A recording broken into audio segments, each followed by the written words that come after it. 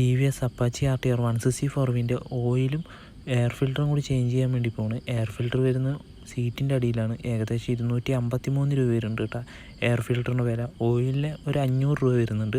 Oil ഫിൽറ്ററിന് 47 രൂപയും വരുന്നുണ്ട് കേട്ടോ. എല്ലാ 12,000 കിലോമീറ്ററിലും എയർ ഫിൽറ്റർ എന്തായാലും ചേഞ്ച് ചെയ്യണം. പിന്നെ 3000 കിലോമീറ്റർ ആയിക്കഴിഞ്ഞാൽ ഓയിലും ചേഞ്ച് ചെയ്യണം.